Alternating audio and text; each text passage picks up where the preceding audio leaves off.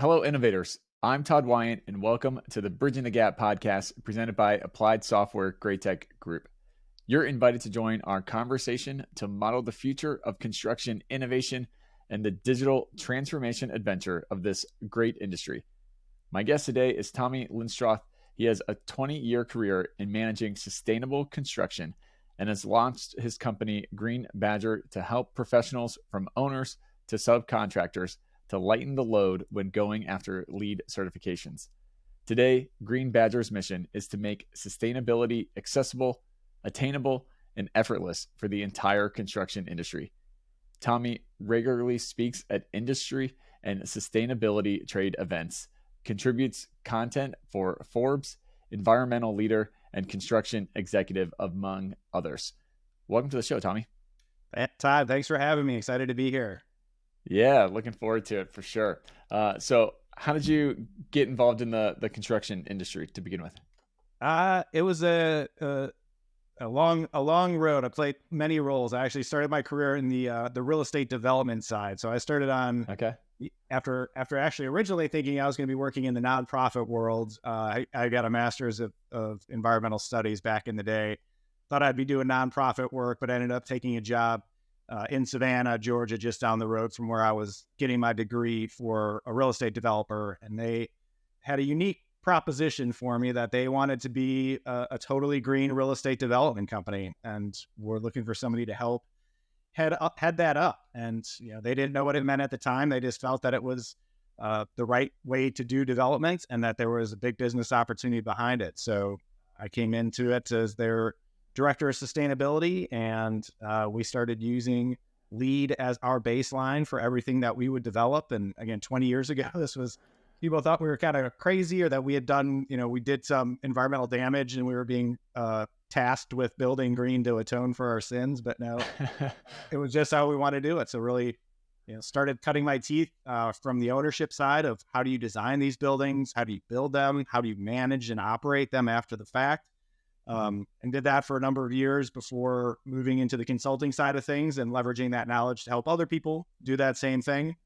And then eventually getting a focus on construction, because as I kept going through sustainable design and construction, design, not easy by any means, but it was finite. You get a set of plans and you're done, and it's like you're off to the races. But then it goes into 3 years of construction and toiling through 30 different subcontracting groups on site and hundreds of products, and tracking all of that throughout the long course of construction was just a real pain in my butt. And so I started looking for alternatives to try and streamline that process and get me out of the spreadsheet nightmare I was living in.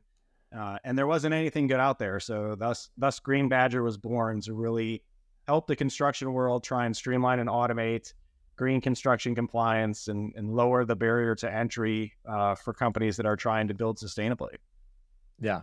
Interesting. Where do you think the construction industry is as a whole on all things sustainability? Are we still in the kind of thought leadership just talking about it, or are you starting to see more people and kind of reaching that critical mass of action?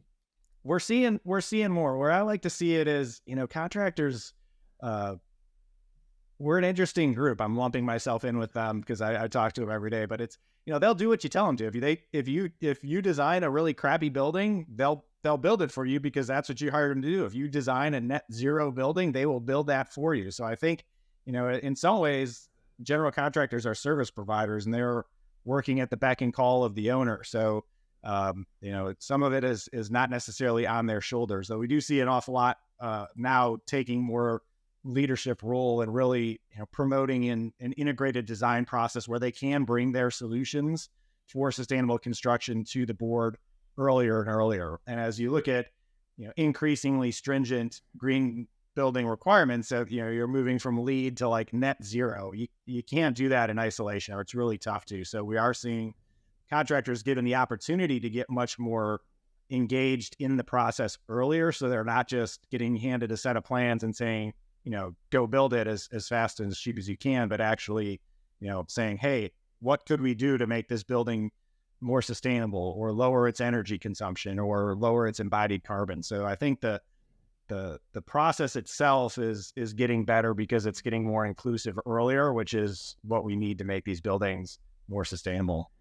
Yeah.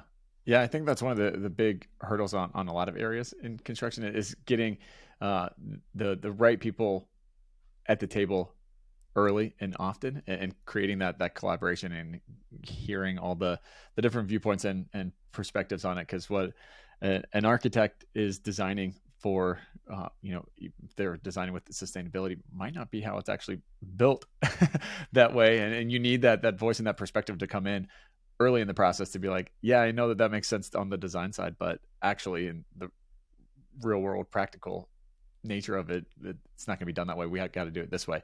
And hearing that kind of give and take feedback is important. And it's stuff like we've been involved in projects, and it's like, this was designed, it's a federal project, and it was designed 5 years ago, right? And they didn't have funding. So it's like this same design has now sat there for 5 years. It finally gets funding, and now it's like, go bid it out with zero input, and the world's a different place, obviously, now than it was 5 years ago. So it's the traditional design, bid, build, there's room for, there's a lot of opportunity for improvement in there if we really want to get sustainable buildings. Yeah. So how do you overcome that obstacle then? So it's tough because a lot of times, right, the contractor can't make that happen. It really gets owner driven. And we were just presenting at an owners conference in May, and it was interesting because it was myself and 3 contractors, and we had all this same conversation with the owners, and it was like university systems and federal people and some private institutions, and it was really a good discussion of we can help you achieve your goals if you can shift your process. That it is just more difficult and ultimately more expensive if we don't have a voice at the table earlier, because we've got a lot of pragmatic understanding of how these buildings come together and things that we have seen work. And it's going to be to your benefit. You think it might be more expensive because we're not competitively bidding, against 3 other people to get the best price. But in fact, it will be less expensive because if we're at the table earlier, we can avoid things that might turn out to be more costly if we weren't involved. So I think a lot of it's just continuing to have that conversation earlier than we can. And I think just the increasing complexity of some of these buildings that have these higher levels of sustainability, I think is driving that in and of itself, and that the owners are realizing that we can't just do it business as normal, or we're going to not hit the goals that we're setting for ourselves. Yeah. So from your perspective, what do you see as maybe some of the other big hurdles in not necessarily keeping, but limiting the widespread adoption of sustainability practices here in construction? Again, a lot of it comes driven from the owner. So where you see a lot of adoption is publicly funded stuff, right? Because the federal government requires LEED on everything. A lot of the states require it. On the private side, you see a lot of the Fortune 100s. I think 95% of them require it. So there's a lot of pressure, but still green construction only meets 30-40% of the total marketplace. So, where you see it accelerated, I guess there's a carrot or a stick approach.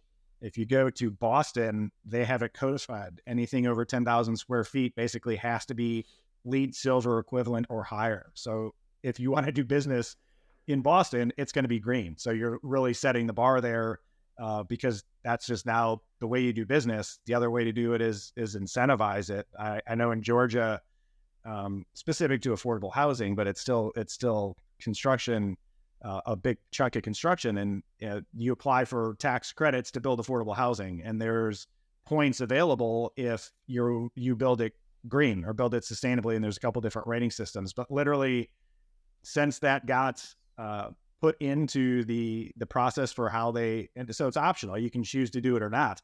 But it's like now 100% of projects submitting for tax credits are doing it green because they're incentivized to do it, and it helps make it a more competitive process for them. So, there's ways to drive the market through regulation and incentive if you want to go that way. I think if you're waiting for everybody to do it out of the good of their heart, you might be waiting for a long time here. Yeah, for sure. What role does automation play in this? How should firms really think about automating sustainability? I think it's, you live in this world as well as I. You see that, construction historically has been one of the slowest adopters of technology and software. I think, fortunately, we've seen that change over the last decade, and a lot of things that were done in spreadsheets and in emails are now using, scheduling, planning software, using submittal software. So I think, fortunately, we're moving in the right direction. But, in terms of automation and the stuff software can do, I mean, anything that saves you time and is going to save you money and effort, and it's going to provide more transparency into processes, and it's going to hopefully reduce the risk of something going off track. So, really, in any of these cases, I think the argument against not doing it is there isn't much of one these days. Yeah. Do you think there's a misconception in the industry out there that, like, when it comes to sustainability or even on the automating side, is there a misconception that we have to kind of break down? I think, again, there's just been it comes down to change management. And I think a lot of it is we've been doing it this way for so long, we're comfortable with it, right? It's like what Green Badger does. We're not saying, hey, we're an iPhone versus a Google phone and we're competing on features. It's like you were using a landline and I'm giving you a cell phone. And it's convincing somebody that landline is no longer the way to do it, and you really need to be on a mobile phone. So we're still just finding that there's a comfort level with Excel spreadsheets and Clippy the paperclip, and I think we're trying to recycle Clippy here and get into a new workflow, new way of doing things that happens to be faster, cheaper, more accurate, but it's changing habits, which can be tough. Yeah. How has the pace changed over the last couple of years versus the, probably previous couple decades beforehand? It has certainly accelerated. I mean, you can see that with any technology. For us, I use the analogy that we're like a TurboTax of lead, and similar to the tax code, it changes more frequently than you would like for these rating systems. So LEAD has been around for forever. We're on iteration version 4.1. Even with the version we're in, every 3 months, every quarter, they release updates. And so the upside of technology is, we handle that and we roll that out for everybody. And the people who are doing it the old way, well, now I've got all these spreadsheets, and do I have to change? Do I got to copy and paste? So I think just the ability to manage the fluidity of these changing requirements, whether it's a certification level, whether it's going for net zero, they don't tend to be static goals. And so if you're working on an inflexible system, that just is one more challenge you're going to be spending time figuring out versus doing something that can help adapt for you. Yeah. So in practical terms, kind of dig into that a bit more. How should firms really be looking at building out kind of a practical process on how to decide the appropriate green building certification? So there's a lot of green building rating systems out there, and so that's tough. And a lot of it comes to what's important to that particular owner and where you are. I mean, if you're a big company with places all over the place, using a national rating system or international rating system like LEED can make a lot of sense. If you're just doing work in California, maybe using Cal Green, which is their state code, is the way to go. If you're really focused on your employees and wellness is more important to you, there's a whole system called WELL, and there's another one called FitWell. So I think some of it comes in, and that's where that collaboration with your design team and your contractor to figure out what do you really want to get out of this building? Like, what is your ultimate goal? If it's just net zero carbon and you put all your focus and effort on system efficiencies, that's a different approach than you might take for just going out and getting a different type of certification. So it still really comes to owner preference and what's important and valuable to them. Yeah. So when should those conversations happen? And then who should be in the room having as early as possible is always the answer. I mean, to me, it's sustainability gets a bad rap of being more expensive. And yeah, I mean, if you take building A and then you take the exact same building and put solar panels on top of it, of course you're bolting it on, it's going to be more expensive. But if you have that conversation early, and it is if your sustainability goal is just as important as we've got to have space for 200 people and we've got to have a fitness center and we've got to have 4 break rooms, and we've got to have sustainability, right? Then it can be done relatively cost neutral. You can't say, I want to have 200 people in break rooms, et cetera, get 6 months down the road and then say, oh, well, let's make it a green building. And you can, when plenty of people do it, but that's, not the cost effective way to do it. So having those conversations, making it part of the building's programming as soon as you can, and deciding that it's a non-negotiable really helps that process go. Yeah. Who should be involved in those conversations? It'll sound cliche, but the more the merrier. It's right. You got to have the owners because they're driving it, and it helps if you have your design professionals, and if you can have somebody identified from the construction side of things. Again, it helps to really identify that. So especially nowadays when you start looking at embodied carbon, like once you put pen to paper, those are tough decisions to change, right? If you don't just say all of a sudden after designing a building, let's go do mass timber. Like you can't just switch from a concrete and steel structure to mass timber without starting from scratch. So like having those conversations and getting those people in the room to bounce those ideas off each other early on at these initial design charrettes is really, really the best way to do it if you're trying to maximize the sustainability of your building. Yeah. And kind of current state, what kind of stakeholder do you see really driving sustainability on projects right now? If they're really shooting for a high level of sustainability, it really tends to be like an owner wants to do that. Like somebody doesn't come in and just say, hey, I want to get a LEED certified building and walk away with net zero too often.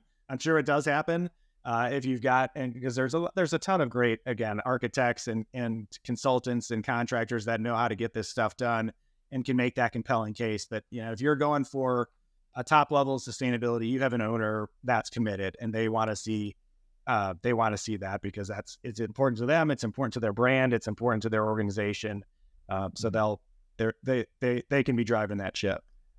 Yeah. And shifting a bit. So you talked about incentivizing on the regulations and the requirement side of things, but how do you bring about incentivizing on the technical implementation and adoption to help come alongside the sustainability efforts and be able to report on it and track it, and then be able to measure that you're actually making some progress here? I mean, some of that is just in and of itself, right? I mean, to get to the levels of sustainability or the certifications, you've got to have transparency into the process, and you've got to, successful teams track and report consistently, because otherwise you're getting to the end of the road and really just hoping everything's going to work out, which I'm sure is an approach to take. It's just simply not one that I'd recommend. And I think, again, just benchmarking down the road, you design these buildings, you build them. What do you do after you occupy them? There's a huge transition between this small group of people that were designing it, and now you hand this over to facility managers and to hundreds of thousands of occupants who may or may not be your employee.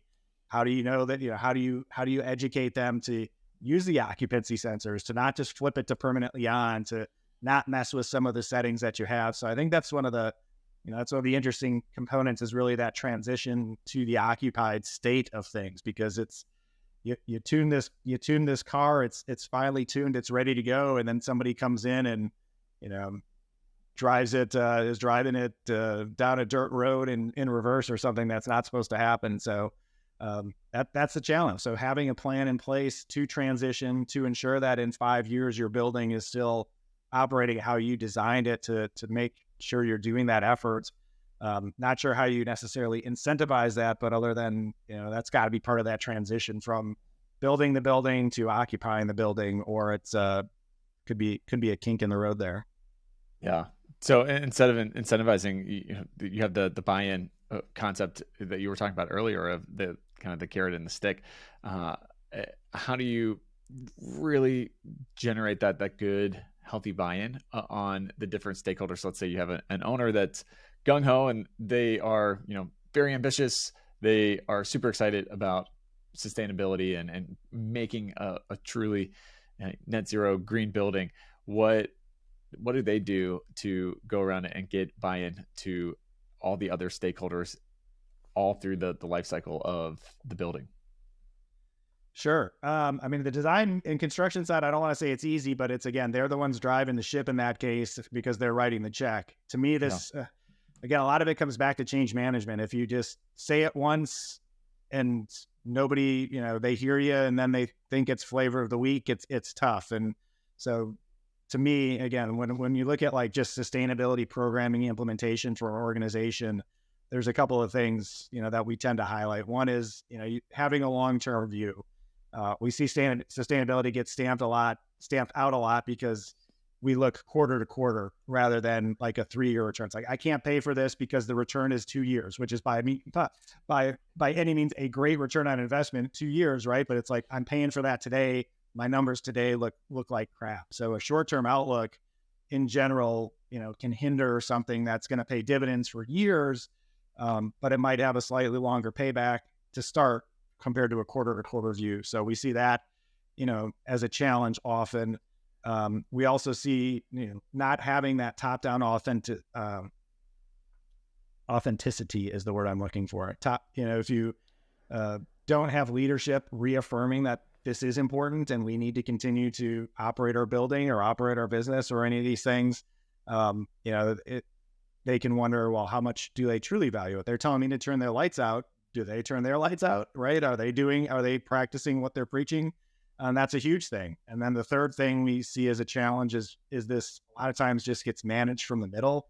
Like somebody doesn't have a lot of sustainability experience, so that they're efficient in operations and they get put in the sustainability role, but they don't have a budget or they don't have leadership support. They can't make other people do things, right? They don't have authority to implement things. And they're just kind of stuck in this no man's land in the middle where they want to do stuff, but they have no budget or no power to do it. And that's not a great place for a sustainability program to live. So longer term outlook, leadership and support from the top, and empowering the people that you want to run this program are keys to ongoing sustainability success in an organization, in a building, and in whatever it is from my perspective.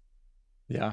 How do you buy the time to have that space for the long-term ROI to really kick in and hold the wolves at bay, while you have that long-term ROI? I'll tell you what, I mean, the reframing this, and again, it's easier said than done, but sustainability in this manner is a business strategy and it needs to be treated as such. This is not an ad hoc program. This is something that's adding value, providing positive returns.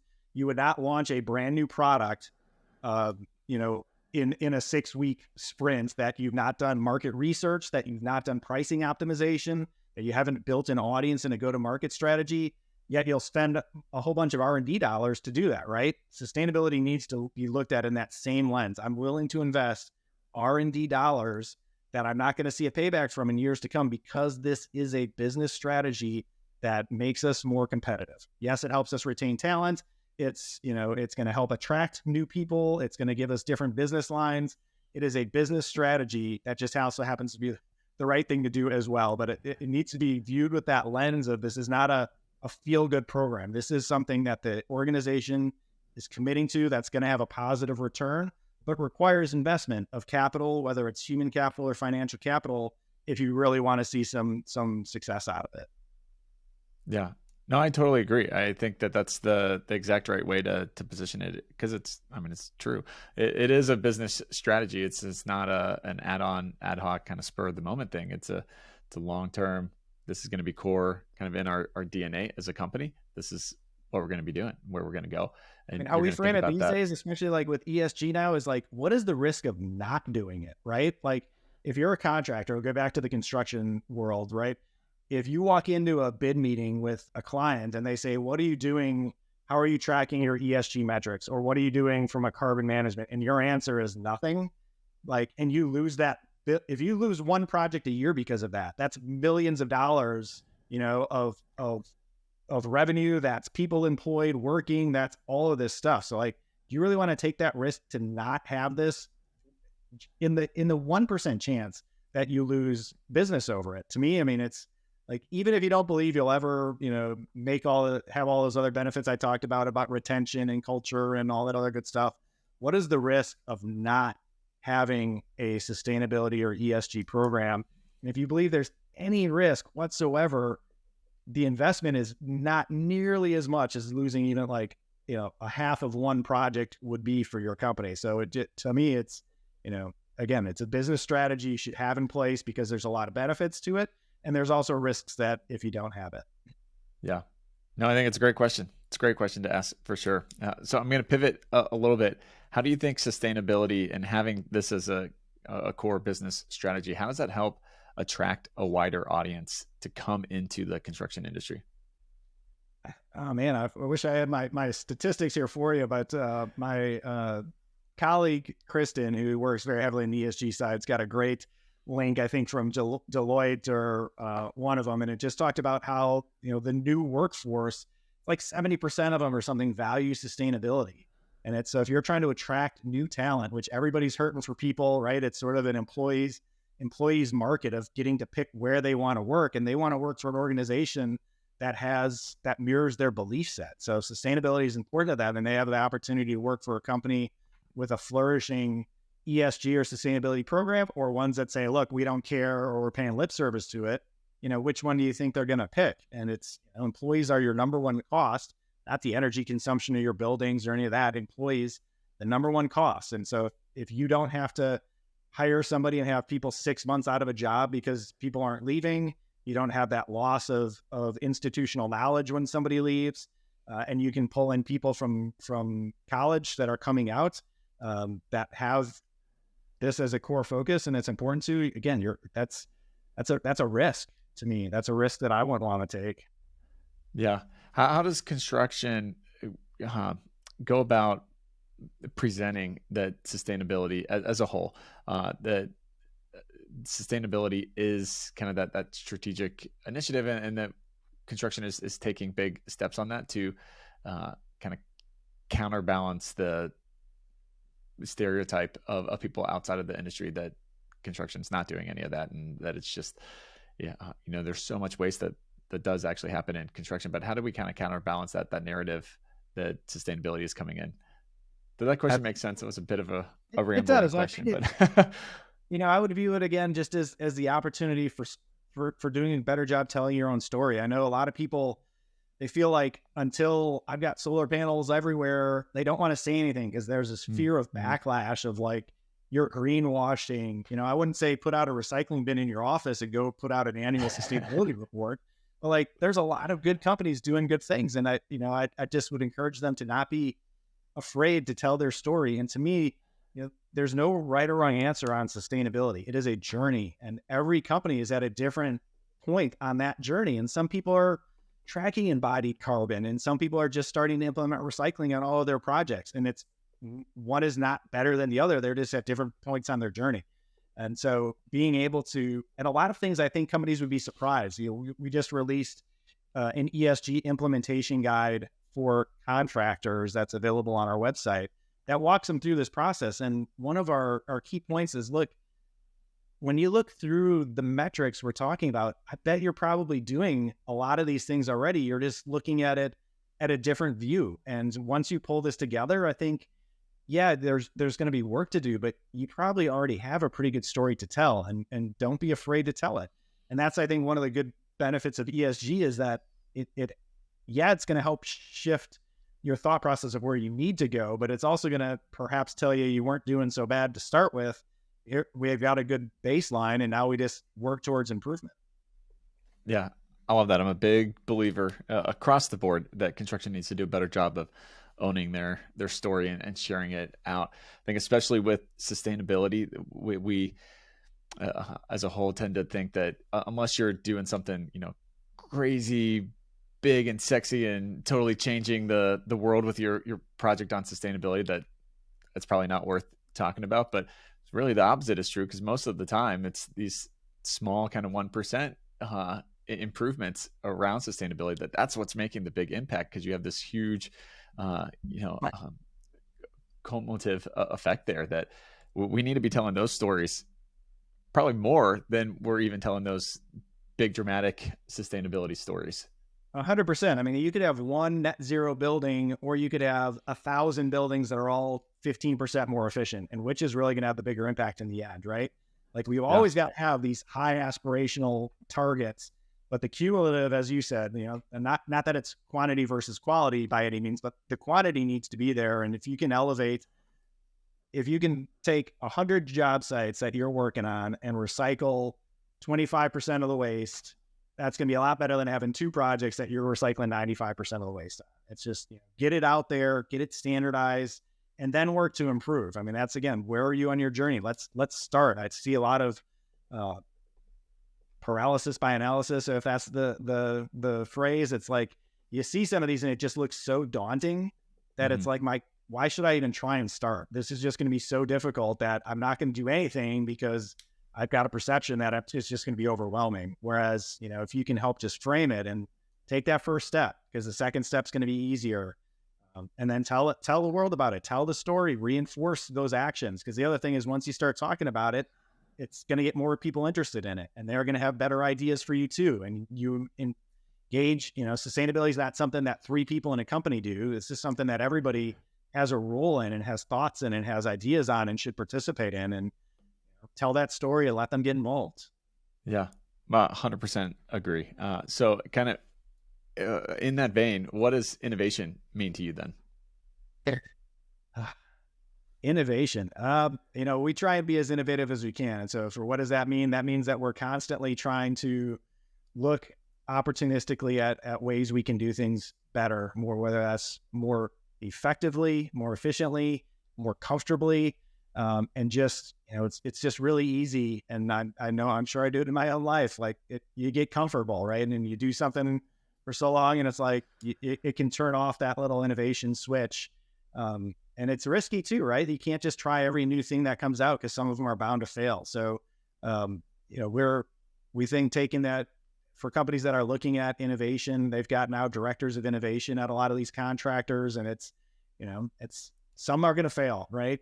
But that shouldn't prevent you from trying things out. And that's why we're big proponents of piloting things, of getting core groups, and just making sure it's structured correctly. Where we always see pilots fail is where it's like, hey, go try this for 2 weeks and let me know how it goes, with no training and no support and, no real mechanism. And then, of course, what happens? They don't actually try it. They go back and say, yeah, we didn't like it. It didn't work. And then it's dead.